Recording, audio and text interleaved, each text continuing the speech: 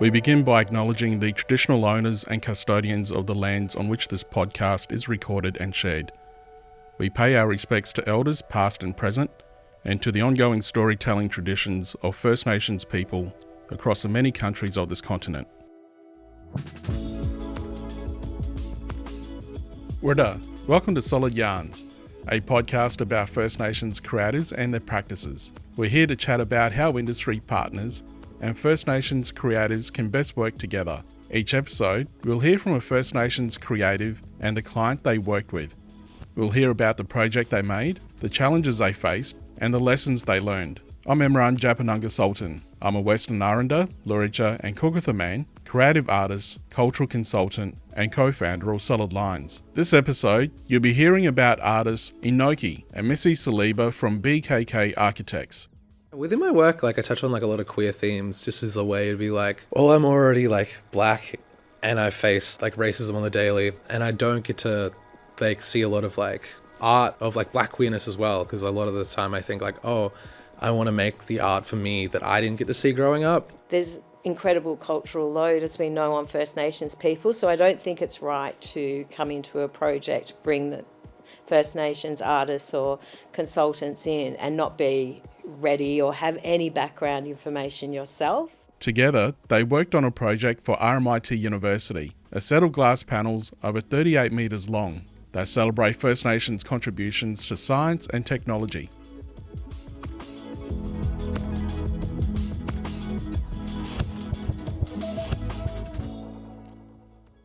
My name is Darcy, but I go by ENOKi in my artist practice. I'm a Djadjurrung and Yora Yora person living on Wurundjeri country, and I've lived here for the past 5 years. And I draw inspiration from native flora and also the land, such as topographical maps. And I try to focus on blackness and queerness within my art practice. My family's always kind of been creative. Dad was a painter, played the didgeridoo, Yudaki. His brother was a dancer who performed along with him, and then my grandmother was a multimedia artist and just fantastic in her entirety. She worked with leather, went to Bendigo TAFE for leather working. Was also a part of bringing back possum skin cloak making, because she made a cloak out of kangaroo skin and then put the symbols on that, so helped bring back that practice. As well as working with a lot of cultural materials, even emu eggs. Was a painter herself too, so kind of always been in my family. And even growing up, had uncles and aunties that would just paint as a therapeutic process. So I've just always grown up around art, and just drawing a lot of my inspiration from just figurative work within from culture, and figurative depictions of people, and even modern day inspirations as well of pop art, and just trying to make my art as punchy as possible, and just trying to draw on the viewer. But always grown up around artists. For Darcy, it's also important to bring their queer identity into their work and to promote representation of queer black art. I'm already black and I face racism on the daily, and I don't get to see a lot of art, I guess, of black queerness as well, because a lot of the time I think I want to make the art for me that I didn't get to see growing up, especially when I would be in uni or high school and be you have this research assignment, study an artist. I'm I want to study artists that would be close to me, but I couldn't find any of those artists, or they weren't well known enough at the time. I just wanted to be able to create and just put myself within my practice. So it's been a awesome process in terms of being a little bit of an inspiration for people who are younger than me, or even just other queer First Nations people, queer black fellas being this is awesome. I get to see queer black art. I don't get to see a lot of this. And then putting it within spaces, especially really public spaces with public art I've done as well. When BKK Architects began work on the new RMIT Super Labs, they knew they wanted to embed First Nations knowledge at the heart of the design.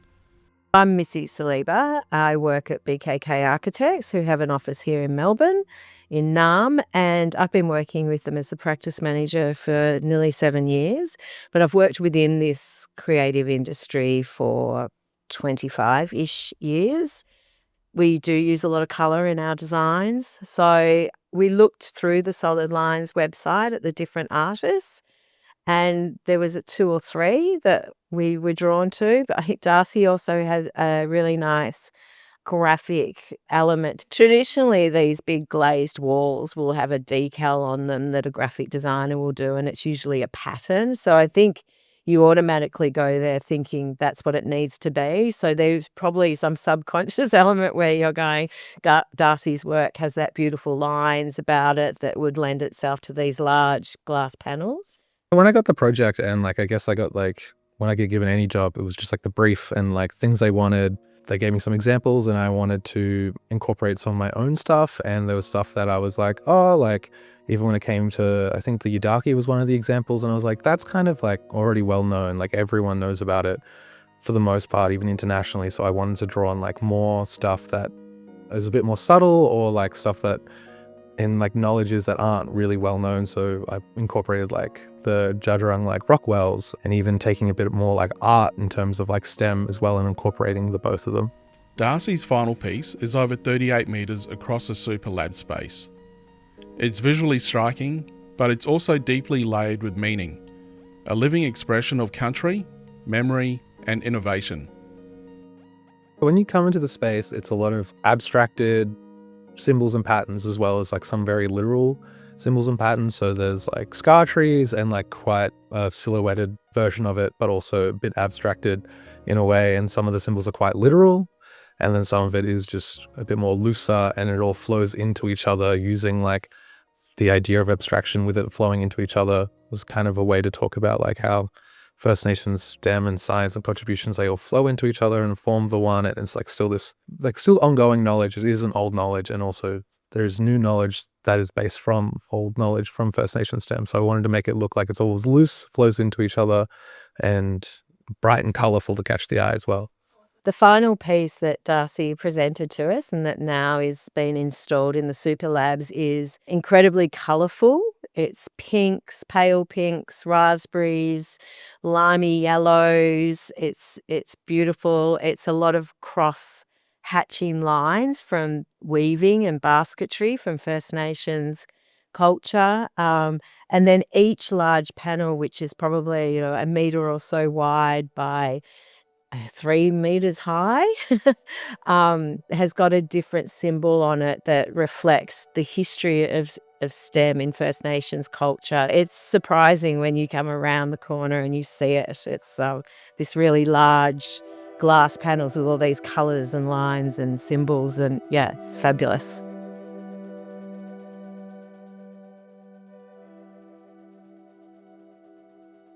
As Darcy was working off country, it was important to consult with traditional owners. This was a core part of the process that ENOKi and BKK brought to the project.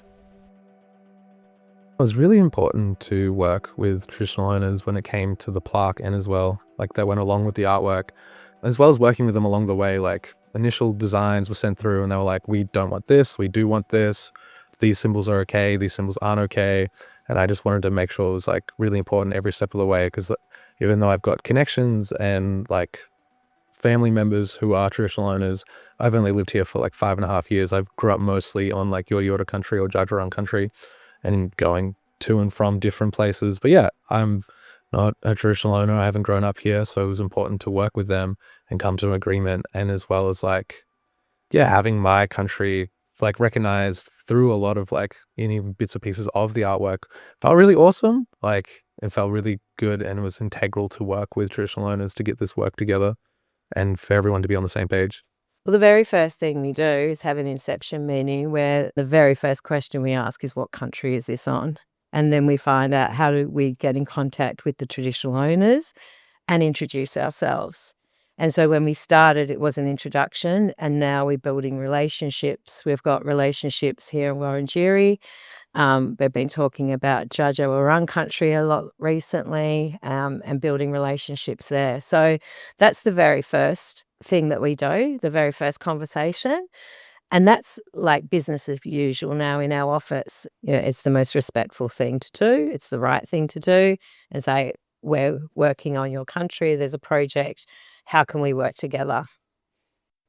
The collaborative process with working with them was, sending sketches over and them being yes or no.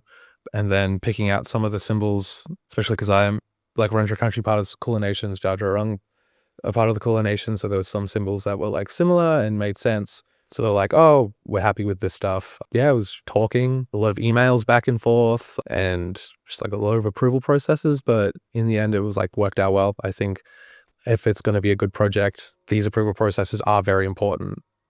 Yeah, floated the idea of a plaque to traditional owners, and the plaque read as like, ENOKi is a Dja Dja Wurrung Yorta Yorta artist. The images depicted come from their country and doesn't necessarily depict Wurrung cultural imagery, as a way to be like, hey, like this is about First Nations STEM, but also like First Nations STEM and imagery is different across the board. So don't look at this and think it's all about like Wurrung culture.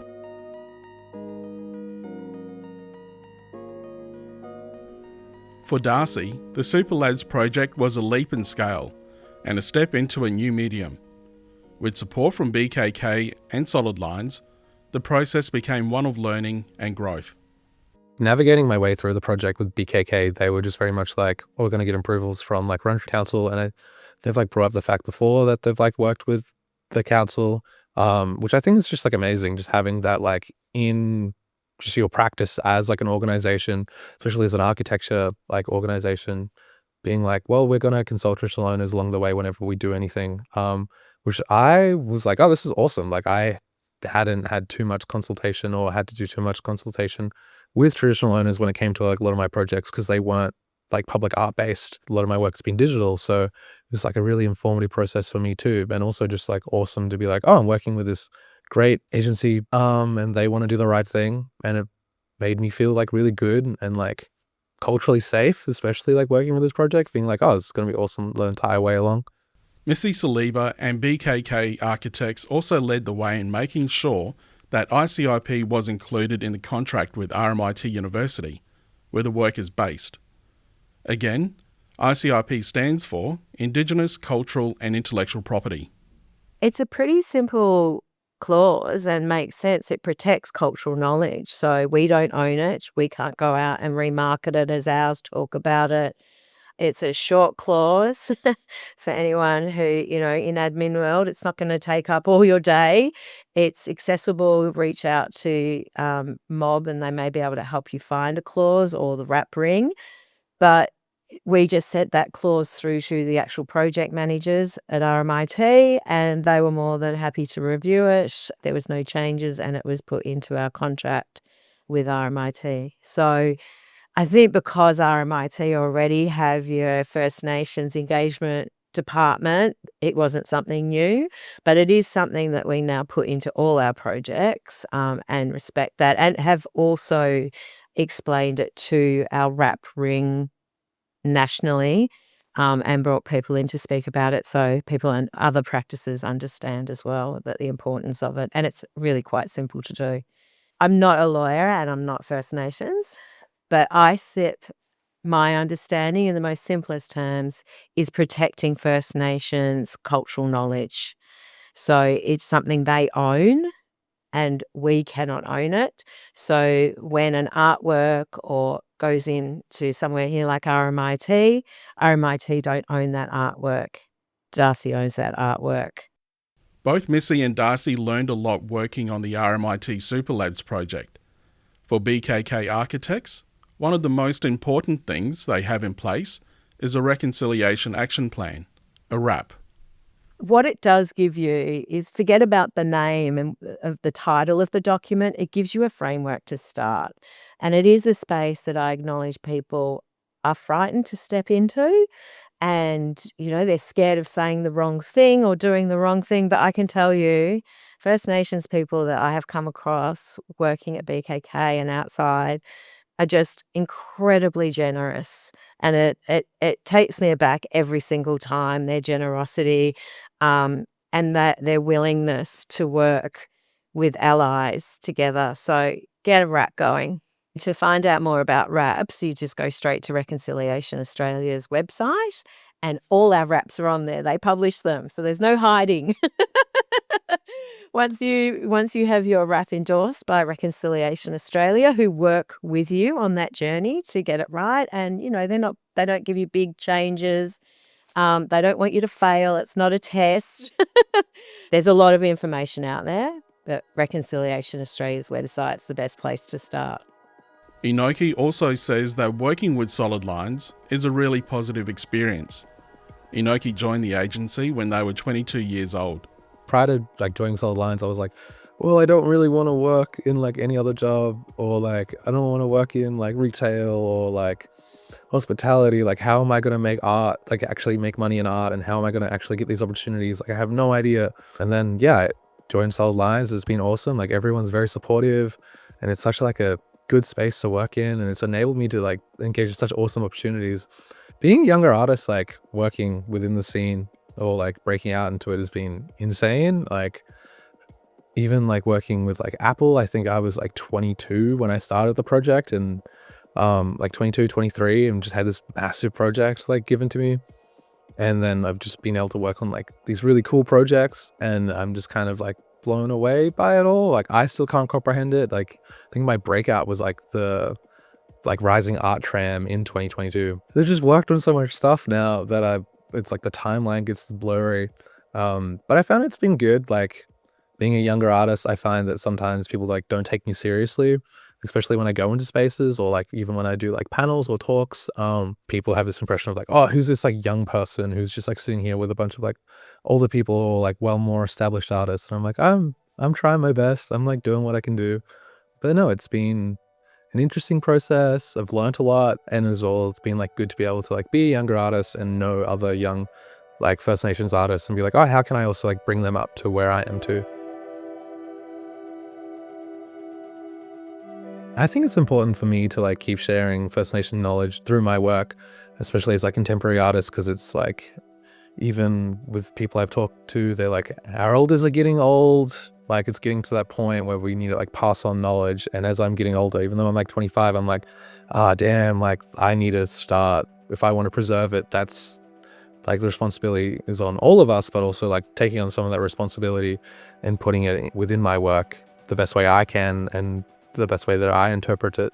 And from what I've learned, a lot of this knowledge I wouldn't have unless it was for uncles and aunties who are now, it's I'm getting to that age. I've got nieces and nephews now, so it's taking that responsibility to give that knowledge to them too.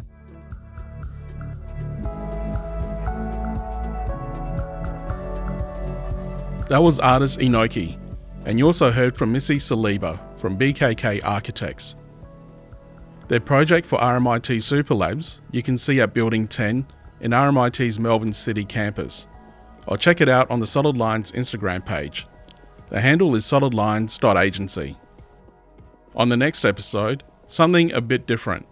A roundtable where artists discuss their practices, current trends, and advice for upcoming First Nations creatives. That's next up on Solid Yarns.